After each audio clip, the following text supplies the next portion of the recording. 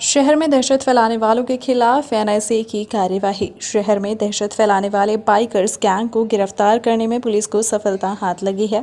पकड़े गए बदमाशों में से मंटू उर्फ शिवांग तिवारी नाम के आरोपी के विरुद्ध एनआईसी के तहत कार्यवाही की गई। पुलिस ने कुल 5 आरोपियों को गिरफ्तार किया है, जिसमें से 2 नाबालिग हैं, जबकि 10 आरोपी अभी भी फरार हैं। पकड़े गए आरोपियों के पास से 3 मोटरसाइकिल, 1 नग देसी कट्टा एवं कारतूस सहित स्टील की रॉड व डंडे जब्त किए गए हैं।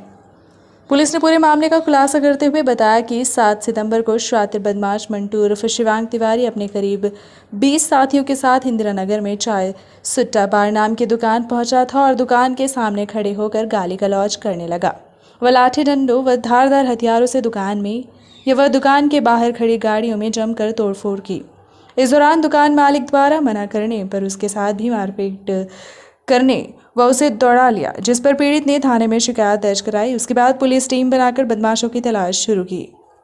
मुखबिर की सूचना पर मुख्य आरोपी मंटू को उसके अन्य साथियों के साथ गिरफ्तार कर लिया गया है। वह पकड़े गए आरोपी ने बताया कि चाय सुट्टा बार में मैं लकी सिंह उर्फ कुलदीप परिहार के होने की सूचना पर लाठी डंडा कट्टा सहित अन्य हथियार लेकर मारने गए थे, लेकिन दुकान पर लकी सिंह व उसके साथ ही नहीं मिले, जिसके बाद उत्पात मचाया गया। दुकानदार से पैसे की मांग की गई और न देने पर दुकान के अंदर व बाहर जमकर तोड़फोड़ की गई। पकड़े गए आरोपियों के विरुद्ध जिले के कई थानों में विभिन्न अपराध दर्ज हैं। पुलिस द्वारा फरार आरोपियों की तलाश की जा रही है।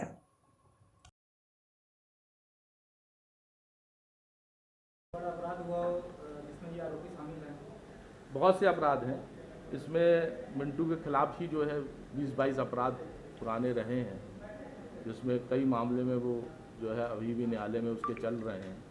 हाल में ही वो जो है छोटे छोटे बच्चों को या छोटे बदमाशों को उठा के लेके आना, पीटना और अपने आप को जो है अपराध जगत में बॉस साबित करने का प्रयास करना, ये हमने सब उनके स्रोतों से, उनके मोबाइल से, फेसबुक से, ये सब चीज़ें हमने साइबर की मदद से सब कलेक्ट की हैं और ऐसे लोगों को हमने ढूंढा है, सर्च किया है और उन फरियादियों से बात करके उनके आवेदन पर हमने ऐसे लोगों के खिलाफ मुकदमे कायम किए। इनके पास से तलवार बरामद हुई है और कट्टे बरामद हुए हैं और हमें ये जानकारी भी है कि इनके पास रिवाल्वर भी है और उसके बारे में भी जो है पुलिस रिमांड लेकर के हम आगे जो है उनसे पड़ताल करके वो शस्त्र भी हम बरामद करेंगे। 11-11 से रात में गोली चलाते थे, इनके पास की गैंग है। शेष लोग जो है अपने घरों से फरार हैं। हमने इनके सबके आपराधिक रिकॉर्ड निकाले हैं और जिन पे आपराधिक रिकॉर्ड ज़्यादा है और जिनकी सक्रियता ज़्यादा है उन पे हमने एनआईसी किया है। उसी क्रम में जो है ये मंटू शिवांग तिवारी है, इसके खिलाफ हमने एनआईसी की कार्रवाई की है और इनको हमने गंभीर धाराओं में प्रकरण पंजीबद्ध करके इनको गिरफ्तार किया है। आज वो जेल में के लिए जो है पुलिस न्यायालय में इनको प्रस्तुत करेगी जेआर के लिए। हमने इनसे जो जानकारी मिली है उनसे हमने 4 ऐसे बाइकर्स गिरोहों का तलाश किया है, उनको सूचीबद्ध किया है और हम इसमें एक कड़ी कार्रवाई करने जा रहे हैं पुलिस अधीक्षक के मार्गदर्शन पर, जिसका हमने ऑपरेशन क्लीन के नाम से इसको एक नाम दिया है और इसमें हम ऐसे व्यक्ति जिनका स्रोत अवैधानिक है और उससे संपत्ति जो है इकट्ठी की है उस पर भी हम कार्रवाई करेंगे। ये जितने भी बदमाश हैं, अपराधी हैं, ये इनको मजबूत बनाने के लिए आर्थिक मदद जो लोग करते हैं वो लोग जो है अवैधानिक धंधे से इनको जो है स्रोतों से जो आय होती है उससे ये इनको घोषित करते हैं।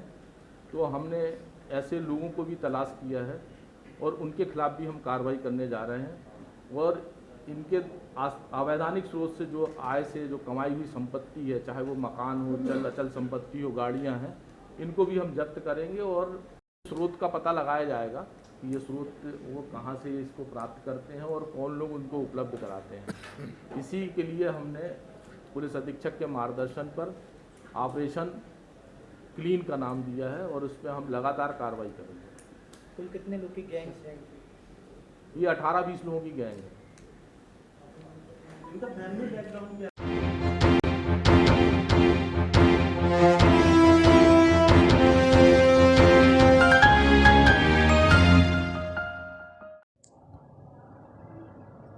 आर्मेनिया में एमबीबीएस की पढ़ाई करने गए छात्र की मौत। 10 दिन बाद भारत सरकार की पहल पर भारत यानी कि गृहग्राम पहुंच रहे एमबीबीएस छात्र का शव। 28 अगस्त को छात्र की संदिग्ध परिस्थितियों में हो गई थी मौत।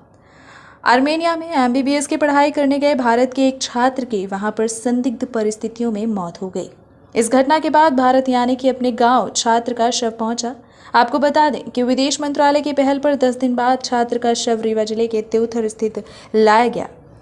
परिजनों द्वारा ट्वीट कर सरकार से मदद की गुहार लगाई गई थी। व केंद्र व राज्य सरकार की पहल पर 10 दिनों बाद आखिरकार एमबीबीएस के छात्र 27 वर्षीय आशुतोष द्विवेदी का पार्थिव शरीर आर्मेनिया से भारत उसके गृहग्राम लाया गया। शनिवार की शाम 4 बजे मृतक आशुतोष द्विवेदी का शव उसके गृहग्राम त्योथर तहसील अंतर्गत सुहरवा पहुंचा। बता दें कि छात्र आर्मेनिया देश के येरेवन शहर स्थित सेंट टेरेजा यूनिवर्सिटी में एमबीबीएस चतुर्थ वर्ष का छात्र था। 28 अगस्त को छात्र की संदिग्ध परिस्थितियों में मौत हो गई थी। इसकी सूचना यूनिवर्सिटी के द्वारा परिजनों को दी गई। बेटे की मौत की खबर सुनकर परिजनों ने अपनी सुध-बुध खो दी और बेटे का शव वापस भारत लाने के लिए ट्विटर में एक भावुक वीडियो पोस्ट कर सरकार से मदद की गुहार लगाई। घटना की खबर लगते ही परिजनों के होश उड़ गए। परिजनों ने बेटे का शव भारत अपने घर वापस लाने के लिए ट्विटर में एक भावुक वीडियो पोस्ट कर सरकार से मदद की गुहार लगाई थी। मीडिया ने भी इस खबर को प्रमुखता से दिखाया था, जिसके बाद स्थानीय प्रशासन के साथ साथ समाज सेवियों के अलावा स्थानीय जनप्रतिनिधियों ने भी हर संभव प्रयास किया।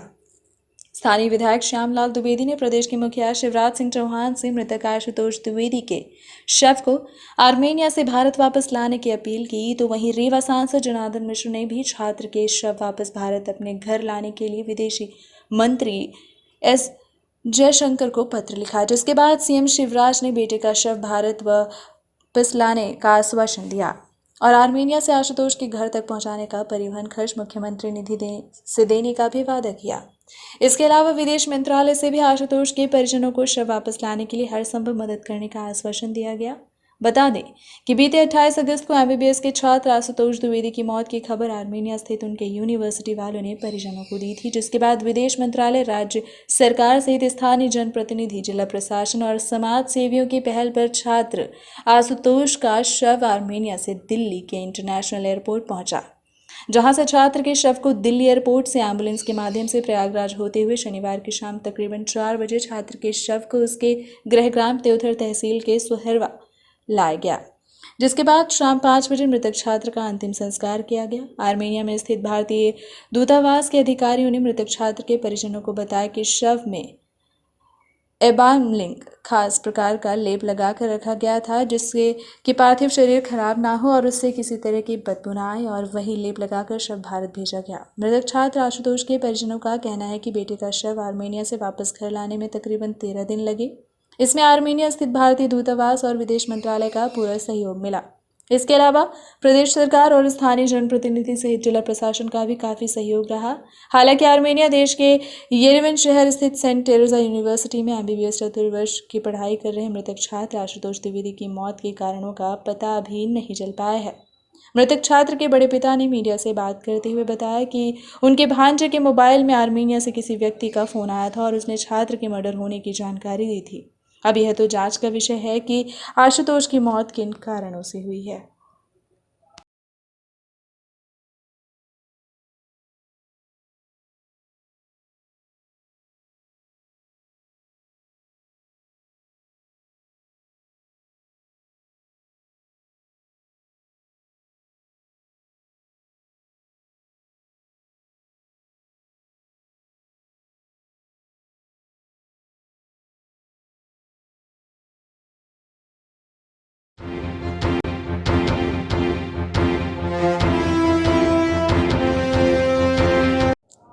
सीसीटीवी कैमरे में काला पेंट पोतकर एटीएम में चोरी का किया गया असफल प्रयास। घटना कलेक्ट्रेट परिसर में लगे एटीएम की बताई जा रही है, जिसे चोरों ने अपना निशाना बनाया।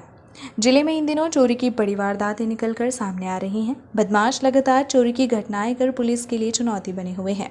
ताज़ा मामला रीवा शहर के सिविल लाइन थाना क्षेत्र स्थित कलेक्टर कार्यालय परिसर का है। यहाँ पर लगे यूनियन बैंक के एटीएम बूथ को अज्ञात बदमाशों ने अपना निशाना बनाया। एटीएम बूथ में लूट करने के पहले बदमाशों ने बूथ के अंदर लगे कैमरे पर कालिक पोतकर वारदात को अंजाम दिया। हालांकि बदमाशों का यह प्रयास असफल रहा। घटना कलेक्ट्रेट कार्यालय परिसर की है। यहाँ पर लगे यूनियन बैंक के एटीएम बूथ पर शनिवार की रात लूट के इरादे से अज्ञात बदमाशों ने हमला बोल दिया। बदमाशों ने एटीएम मशीन को तोड़कर उसमें रखे रकम निकालने का प्रयास किया, लेकिन वह इसमें असफल रहे। वारदात से पहले बदमाशों ने एटीएम बूथ में लगे 3 सीसीटीवी कैमरों में काले रंग का स्प्रे पेंट पोत दिया ताकि वह अपनी पहचान छिपा सके। रविवार की सुबह घटना की जानकारी लगते ही मौके पर बैंक कर्मचारी और पुलिस टीम के साथ फिंगरप्रिंट एक्सपर्ट्स वीरेंद्र सिंह पटेल पहुंच गए, जिनके द्वारा साक्ष्य एकत्रित किए गए। चोरों ने एटीएम मशीन को क्षतिग्रस्त जरूर कर दिया, लेकिन इसमें रखे कैश को नहीं निकाल पाए। बैंक कर्मचारियों की माने तो एटीएम में करीब 1.25 लाख रुपए कैश सुरक्षित थे। एक्चुअली चोरी नहीं हुई है, कुछ असामाजिक तत्वों द्वारा तोड़फोड़ की गई है एटीएम में और पैसे निकालने का प्रयास किया गया है। लेकिन एटीएम का जो गार्ड बॉक्स है वो पूरा इंटैक्ट है। अभी ऐसा कोई कंफर्मेशन नहीं है कि कोई पैसे निकले हैं इसमें से। और आसपास के सीसीटीवी फुटेज की जांच कर रहे हैं हम लोग, और अपनी डॉग स्क्वाड और फिंगरप्रिंट की टीम भी आ गई है और जल्दी ही इनका पता चल जाएगा जिन्होंने ऐसा काम किया है। एटीएम कलेक्टेड परिसर में लगा हुआ है जी नहीं, गश्त प्रॉपर होती है। थोड़ा ये सेक्लूडेड एरिया है और परिसर के अंदर है, इस कारण से ऐसी घटना हुई है। सीसीटीवी को ब्लैक पेंट से पोत दिया गया है, तो ऐसी कोई अभी फुटेज प्राप्त नहीं हुई है। अपने एक्सपर्ट उस पर लगे हुए हैं, काम हो रहा है।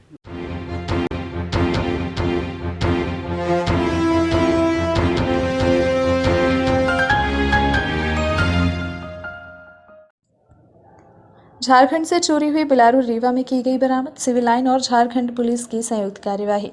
मध्य प्रदेश के रीवा शहर अंतर्गत झारखंड के थाना नवाजयपुर अंतर्गत त्रूडी डीहा पलामू से चोरी हुआ बोलेरो वाहन बरामद हुआ है, जिसकी तलाश में झारखंड पुलिस रीवा पहुंची और वाहन की तलाश कर रही थी। सिविल लाइन थाना प्रभारी हितेंद्र नाथ शर्मा ने अपने समस्त स्टाफ के साथ बोलेरो वाहन को केंद्रीय विद्यालय मार्ग करैया पुल के समीप लावारिस हालत में बरामद किया। नवाजयपुर थाना प्रभारी विजय कुमार ने बताया कि चोरी बोलेरो के लोकेशन मध्य प्रदेश के यूपी बॉर्डर बता रही थी, जिस पर रीवा के सिविल लाइन थाना पुलिस का सहयोग लिया गया और वाहन को बरामद कर लिया गया। सिविल लाइन पुलिस ने वाहन बरामद कर थाना नवाजयपुर झारखंड पुलिस को सुपुर्द कर दिया है, जिसे लेकर पुलिस झारखंड रवाना हो गई है। इस मामले को जांच में लेकर आरोपियों की तलाश की जा रही है, जिससे एक बड़े गिरोह का खुलासा भी हो सकता है।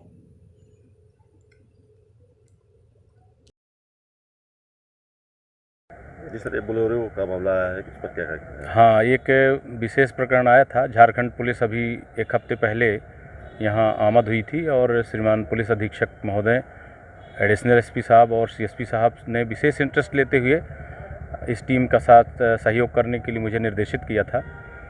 लगातार प्रयास करने के बाद, कई लोगों संदेहियों से पूछताछ करने के बाद हम इस नतीजे पे पहुँचे थे कि इसमें अपने रीवा क्षेत्र के कुछ लोग भी इन्वॉल्व हैं। और उनको ट्रेस करते करते ये ज्ञात हुआ कि ये गाड़ी अब आज करहिया रोड पे कहीं एक बोलेरो लावारिस हालत में खड़ी है, उसका नंबर नहीं है। जब उसको जा कर के हम लोगों ने देखा तो ये पता चला कि ये गाड़ी वही है जो झारखंड में पलामू ज़िले से चोरी हुई थी। उस गाड़ी को बरामद कर लिया गया है और ये झारखंड पुलिस के सुपुर्द की गई है। वो लेकर के झारखंड जाएंगे। इस प्रकरण में कौन कौन इन्वॉल्व हैं, किस तरह से ये रीवा पहुंची गाड़ी, इस संबंध में हमने आवश्यक सूचनाएं और जानकारी ले ली हैं। जो भी इसमें इन्वॉल्व हैं, निकट भविष्य में उनकी धरपकड़ करके और भी अन्य गाड़ियों का जो नेटवर्क है, ऐसे जालसाज चोरों की जो नेटवर्क है, उसमें बहुत बड़ी कार्रवाई होने की संभावना है। तो एक हमारे यहाँ नवाजयपुर थाना जिला पलामू झारखंड से एक बोलेरो DI चोरी हुई थी, जिसका कांड दर्ज किया गया था और अनुसंधान भार मुझे दिया गया था। तत्पश्चात अनुसंधान में तकनीकी सहयोग को लेते हुए मुझे सूचना मिली कि मध्य प्रदेश के रीवा क्षेत्र में कुछ मोबाइल सेल एक्टिव हैं, जिसके आधार पर मैं तकनीकी सहयोग लेकर के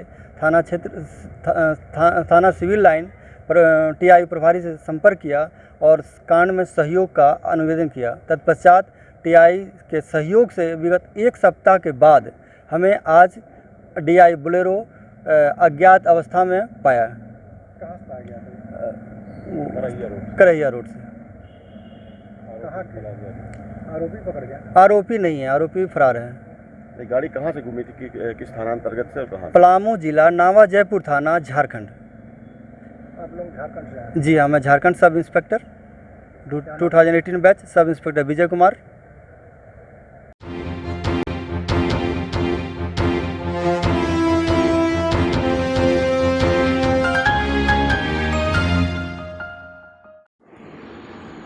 शहर में असामाजिक तत्वों का बोलबाला, आए दिन लोगों के साथ हो रही अमानवीय घटनाएं, जिसका आए दिन वीडियो भी वायरल होता है। इसके बाद भी पुलिस इस दिशा में कुछ खास नहीं कर पा रही है। मामला मैया थाना क्षेत्र अंतर्गत के सुभाष चौक के समीप का बताया जा रहा है, जहां न्यायालय के लोक अभियोजन की गुंडागर्दी सामने आई है। आपको बता दें कि केले का ठेला लगाने वाले व्यापारी के साथ जमकर मारपीट की गई। केला खरीदने को लेकर विवाद हुआ था, जिसके बाद वकील साहब ने मारपीट शुरू कर दी। वहीं इस घटना के बाद भी उसका जी नहीं भरा, तो इसके द्वारा ठेला लगाने वाले से अपने पैर पकड़वाए गए। इस बात का वीडियो सोशल मीडिया में वायरल हो गया, जिसकी पुलिस जांच कर रही है।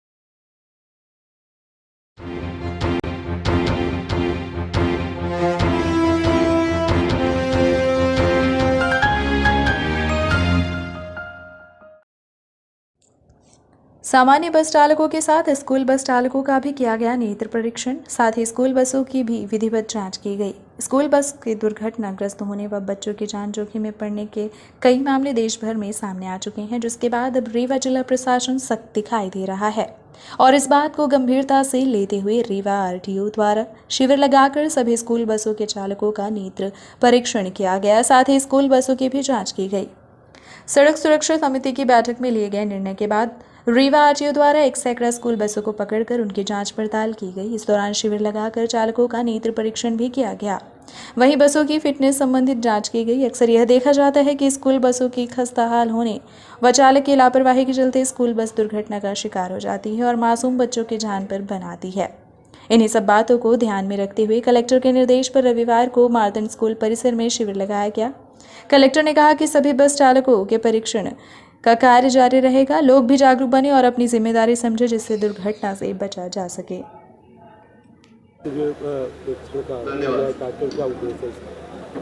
स्कूल बसेज जो ज़िले की हैं उन सभी की चेकिंग कराई जा रही है, उनकी फ़िटनेस देखी जा रही है और ये कोशिश की जा रही है कि जो बसें पूरी तरीके से फिट हो वही ऑन रोड हो और जिसमें कोई कमी हो उसको पूर्ति कराने के बाद उसको ऑन रोड किया जाए। स्पीडोमीटर और उससे जुड़े हुए मोबाइल नंबर की जांच की जा रही है ताकि स्पीड लिमिट मेंटेन रहे। GPS और उससे जुड़े हुए मोबाइल नंबर की पहचान की जा रही है ताकि कोई भी अगर बस ओवर स्पीड होता है तो उसकी जानकारी उन तक पहुंचे। इसके अलावा सभी बसों के पीछे रैश ड्राइविंग अगर होती है तो किसको सूचित करना है, इसकी जानकारी की जा रही है।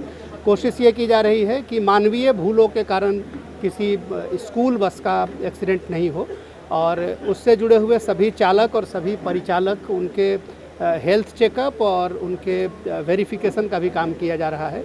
ये काम लगातार होता रहेगा और हम लोग कोशिश करेंगे कि किसी भी तरह का कोई ऐसा एक्सीडेंट मानवीय भूलों के कारण न हो।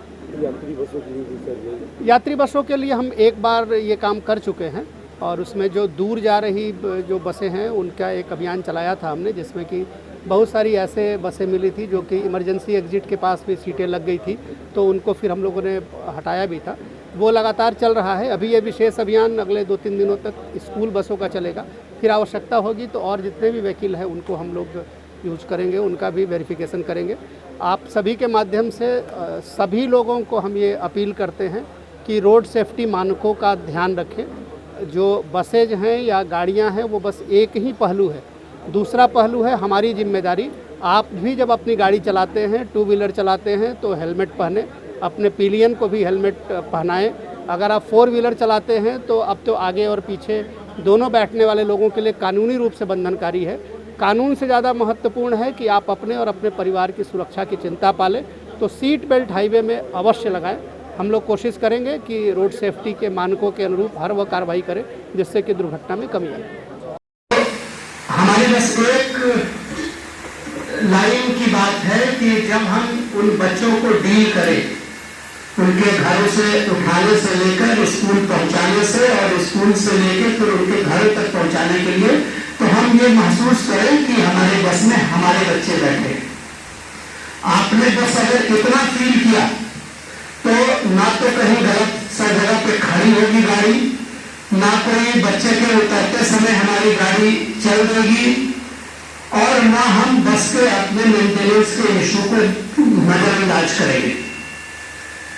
क्योंकि जितनी भी प्रोफेशनल लाइफ हम जी रहे हैं वो सब बच्चों के लिए जी रहे हैं। चाहे हम जी रहे हों, चाहे बस के मालिक जी रहे हों, चाहे साइरस मिस्त्री जी रहे थे, चाहे ड्राइवर जी रहा है, चाहे कंडक्टर जी रहा है, चाहे क्लीनर जी रहा है, हर कोई अपने बच्चों के लिए जी रहा है।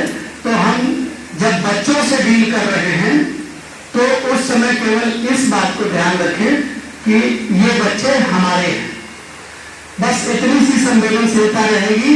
2 मिनट लेट पहुंच जाएंगे, कोई फर्क नहीं पड़ने वाला है, कोई तूफान नहीं आने वाला है। परिवार के एसपी साहब,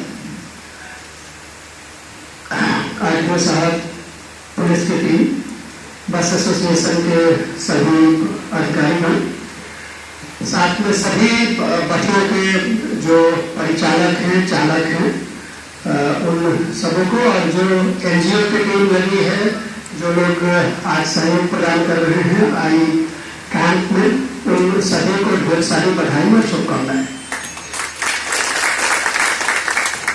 एसपी साहब ने जो बातें बताई है उसके बाद बहुत कम बातें हैं जिसको कि बताने की आवश्यकता है। जो रोड एक्सीडेंट है उसके बहुत सारे कारक हैं और उन सभी कारकों को हम लोग एड्रेस करने की कोशिश कर रहे हैं। चाहे वो रोड इंजीनियरिंग का विषय हो, चाहे संकेतक के विषय हो, और चाहे गाड़ियों के फिटनेस का विषय हो। अभी पिछले दिनों हम लोगों ने सभी जो दूर जाने वाले व्हीकल हैं उनके जो इंस्पेक्शन का काम किया था, इमरजेंसी एग्जिट के इश्यूज देखे थे। ये बात इसलिए जरूरी हो जाती है कि हमसे, आपसे, सभी से मेंटेनेंस के इशू में हमेशा चूक होती है।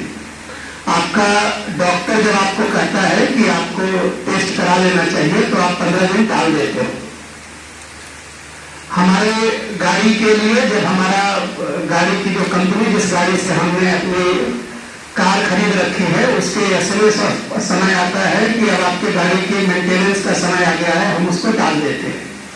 जब तक हम बीमार नहीं पड़ जाते हैं तब तक टेस्ट नहीं कराते हैं।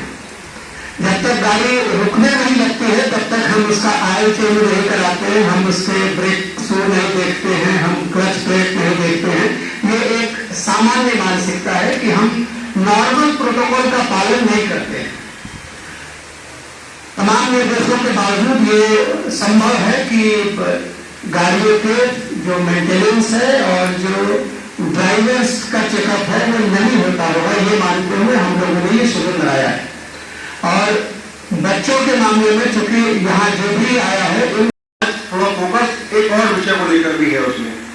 उसमें क्या है, हमारे जो बच्चे हैं, जो स्कूल जाने वाले बच्चे हैं, उनको माता पिता बड़े सुबह उठ के तैयार करते हैं, टिफिन पैक करते हैं और आपके गाड़ी के भरोसे छोड़ के बोलते हैं बच्चों टाटा बाय, अच्छे से पढ़ना, अच्छे से रहना। और अगर आपके द्वारा बस चलाने के दौरान आपके ना चाहते हुए भी, आप कोई नहीं चाहता ड्राइवर कभी कोई गाड़ी का एक्सीडेंट हो और उसको चला भी खरोच आए। कोई ड्राइवर नहीं चाहता कि वो गाड़ी चलाए और एक्सीडेंट और किसी बच्चे को खरोच आए। बच्चे उनके भी घर में होते हैं, बच्चे सबको प्यारे होते हैं। तो सबको पता है कि बच्चे हमारे देश का भविष्य है, बच्चे बड़े फूल से प्यारे हैं, बच्चों को बड़े संभाल के रखना है।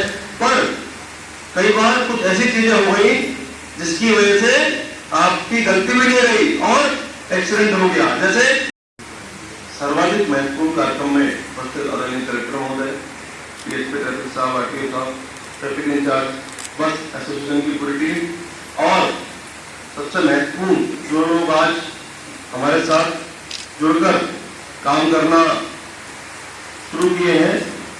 अभी तक हम लोग आपस में मिलकर काम कर रहे थे, पर आज से इस प्लेटफॉर्म के माध्यम से, इस मंच के माध्यम से हम लोग और अधिक कंधे से कंधा मिलाकर काम करेंगे और हमारा सबका जो ध्येय है, हमारा सबका जो चैलेंज है और सबका जो उद्देश्य है वो सिर्फ एक है, एक्सीडेंट से होने वाली डेथ को कम करना। आप भी जब निकलते होंगे गाड़ी लेके और रास्ते में कभी देखते होंगे कि भीड़ लगी है, क्या हो गया, एक्सीडेंट हो गया, कोई व्यक्ति मरा हुआ पड़ा है, सब घायल पड़ा है, तो उस समय अच्छा तो नहीं लगता हूँ आपको भी। क्यों? क्योंकि जो घायल है या जो मृतक है वो किसी न किसी परिवार का मेंबर है। उसके परिवार में भी कौन है? बच्चे हैं, पत्नी है, माता पिता है। वो भी सुबह कह के निकला था कि मैं ऑफिस जा रहा हूँ या प्लांट पे जा रहा हूँ या स्कूल जा रहा हूँ, और लौट के वो घर में पहुंचा और क्या पहुंची? उसके मरने की सूचना। जो भी सबसे कठिन काम होता है किसी परिवार को उसके मेंबर के मरने की सूचना फोन पे देना, बता के देना, है कि नहीं कठिन बात? मेरी बात समझ में आ रही है ना? आज आप लोगों को यहाँ बुलाकर आपसे चर्चा करने का उद्देश्य ये था कि बिना आपके सहयोग के हम लोग इस काम को कभी भी सफलतापूर्वक संपन्न नहीं कर सकते। क्यों? क्योंकि बड़ी संख्या में गाड़ियों को चलाने का काम आप और आपके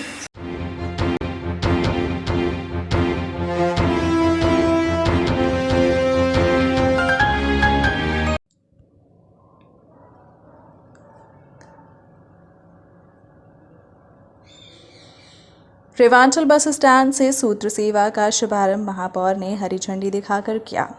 रेवांचल बस स्टैंड की बदली व्यवस्था, अब यहां से भी संचालित होगी सूत्र सेवा बसें। सतना, सिमरिया, मैहर, कटनी व जबलपुर रूट की बसें होंगी पुराने बस स्टैंड से संचालित। पुराने बस स्टैंड से सूत्र सेवा बसों का शुभारंभ रीवा महापौर अजय मिश्रा बाबा ने विधिवत फीता काट कर किया। इस व्यवस्था के शुरू हो जाने से शहर में लगने वाले जाम से भी निजात मिलेगी और यातायात का दबाव भी कम होगा। इस दौरान उन्होंने कहा कि जिन लोगों ने रेवांचल बस स्टैंड को हटाने का काम किया था, जनता ने उन्हें महापौर की कुर्सी से भी हटा दिया। रीवा शहर की तस्वीर को बदलने की पूरी मंशा के साथ नवनिर्वाचित महापौर अजय मिश्रा बाबा सतत कार्य कर रहे हैं। महापौर बनने के बाद से ही उनकी सक्रियता अलग अंदाज में देखी जा रही है। श्री मिश्रा निरंतर शहर की व्यवस्थाओं का जायजा ले रहे हैं और जरूरत के हिसाब से व्यवस्था बनाने की दिशा में अधिकारी, कर्मचारी व जिम्मेदारों को निर्देशित कर रहे हैं ताकि शहर में कोई अव्यवस्था ना रहे। रविवार को रीवा नगर निगम क्षेत्र अंतर्गत रेवांचल बस स्टैंड का महापौर अजय मिश्रा बाबा ने निरीक्षण किया। तत्पश्चात उन्होंने रेवांचल बस स्टैंड से एक बार पुनः सूत्र सेवा समेत अन्य प्राइवेट बसों के संचालन का रास्ता साफ करते हुए विधिवत बसों का शुभारंभ किया है। आपको बता दें, रेवांचल बस स्टैंड के अंदर फर्श निर्माण का कार्य चल रहा था, वह पूर्ण हो चुका है, जिसके बाद इसका विधिवत फीता काटकर उद्घाटन किया गया। इस दौरान महापौर ने बस स्टैंड की व्यवस्था को दुरुस्त करने के लिए योजनाबद्ध तरीके से काम करने की बात कही। रीवा नगर निगम की बसों के नियमित संचालन से आमजन को सुविधा हो रही है, तो यात्रियों की सुविधा को ध्यान में रखते हुए रेवांचल बस स्टैंड में यात्री प्रतीक्षालय सहित अन्य सुविधाओं की पूर्ति जल्द करने की बात अभी महापौर द्वारा कही गई है। बस स्टैंड में नए कार्य को उद्घाटन किया गया है, क्या क्या चीज़ें देखने को मिल रही है, अभी कुछ सुधार हुए हैं? देखिए, अभी ये क्या था, ये जो अपना पुराना रेवांचल बस स्टैंड था, इसमें जो प्राइवेट बस स्टैंड का एरिया था बड़ा जर्जर था। इसके निविदा बुलाई गई और निविदा करके इसका फर्शीकरण किया गया। यहाँ पर जो हमारी सूत्र सेवा नगर निगम के द्वारा अमृत योजना के अंतर्गत चलाई गई है, उसको भी खड़ी करने की व्यवस्था यहाँ पर दी जा रही है। और जो रीवा सिमरिया सतना की बसें हैं वो इधर से चलेंगी, डीएसपी ट्रैफिक और जबलपुर की, और डीएसपी ट्रैफिक से बात हुई है कि जिससे जाम की स्थिति निर्मित न हो। शहर में बसों के कारण और छोटे छोटे ऑटो के कारण जाम की बहुत स्थिति निर्मित हो रही है, जिसके कारण समस्याएं हो रही हैं। उस समस्याओं का निराकरण किया जा रहा है। और ये जो बस स्टैंड की जर्जर बिल्डिंग है, सुलभ कॉम्प्लेक्स है, इसके बारे में भी डीपीआर तैयार करवा रहे हैं, इसको भी व्यवस्थित कर रहे हैं। ये है कि ये रेवांचल बस स्टैंड हमारा बहुत पुराना बस स्टैंड है, शहर के मध्य का है, बड़ा एरिया है, ये व्यवस्थित हो जाए। रीवा में सबसे पुराना bus stand Rewanchal bus stand है, इसकी कोई पहचान नहीं है, कोई गेट नहीं है अभी तक इसमें, तो क्या इसके लिए भी कुछ? असल में अभी व्यापारियों से मेरी बात हो रही है। हम ये कोशिश कर रहे हैं कि जो ये जर्जर दुकानें हैं, अगर इसको हम पूरा डिस्मेंटलिंग करके बनाएंगे तो नए FAR में जगह ही नहीं बचेगी। हमारी कोशिश है कि जो जर्जर दुकानें हैं उनको उनसे कह के और सक्षम व्यवस्था बनाकर उसी रूप में थोड़ी नए ढंग से जितना पैसा वो देंगे उतना उसका निकलवा कर जो उसका लागत आएगी उस लागत में उनको बनाकर व्यवस्थित करने में लगें कि ये बस स्टैंड ऐतिहासिक है, पुराना बस स्टैंड है, ये इसी संरक्षण में रहा है। यात्री प्रतीक्षालय में भी काफ़ी अव्यवस्था, उसका टेंडर करवा दिया है। लाइट का टेंडर हो गया है, पुताई का हो गया है। जैसे ही लाइट की टेंडर खुलेगा तो पंखा लाइट वाइट सब बन जाएंगी और टेंडर हो जाएगा, उसका पुताई हो जाएगी। अभी कुछ आपको ये भी आप बोल रहे थे कि इस बस स्टैंड को हटाया जा रहा है यहाँ से, और ये जो लोग इसको हटा रहे थे उनको जनता ने महापौर नहीं बनाया, उनको जनता ने महापौर नहीं बनाया। बस स्टैंड यहीं रहेगा। नए बस स्टैंड बनते हैं, शहर की आबादी बढ़ती तो नए बस स्टैंड बनते हैं, पर पिकअप बस स्टैंड नहीं ख़त्म होता। ये अगर रहेगा तो पिकअप ही रहेगा। आज भी बस स्टैंड ये पिकअप की स्थिति में ही है, रहेगा तो बस स्टैंड यही रहेगा, नए बनते रहेंगे।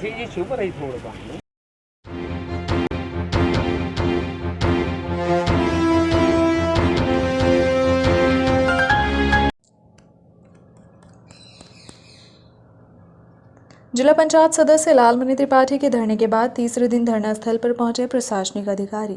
जिला पंचायत सदस्य को जूस पिलाकर तुड़वाया गया उनका अनशन। 8 सितंबर को जिला पंचायत अध्यक्ष द्वारा किए गए गलत तरीके से सड़क के भूमि पूजन के बाद उन्होंने धरना प्रदर्शन किया था।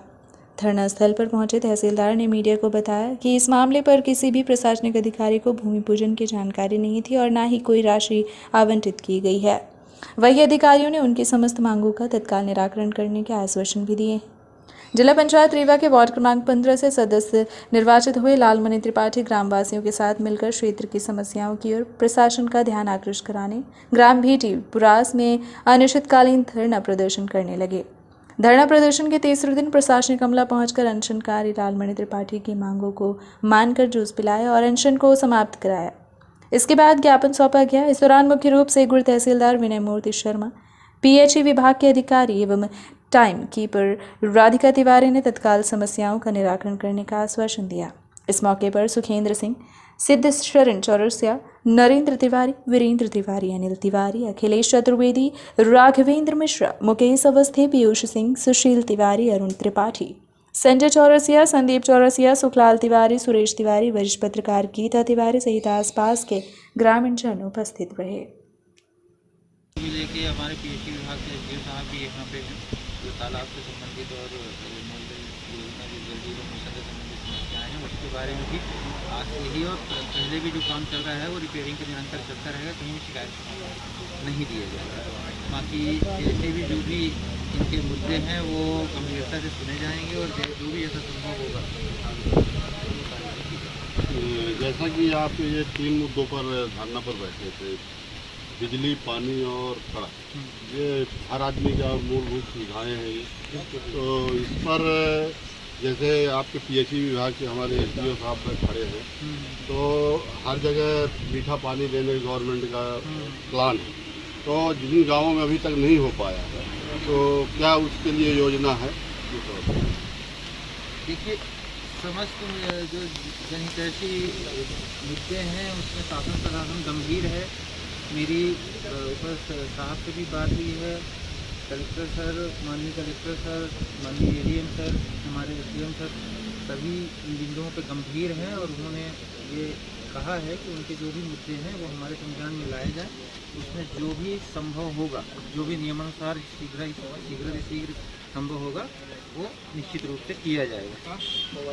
अंतिम क्वेश्चन ये है सर कि अभी इनके धरना से पूर्व 8 तारीख को यहाँ भूमि पूजन माननीय जिला पंचायत अध्यक्ष जी के द्वारा किया गया, तो ये जो पतौता, पुरास, पुलैया, बराहदी मार्ग, पहुँच मार्ग के लिए किया गया है, तो क्या शासन को जानकारी थी इस बारे में कि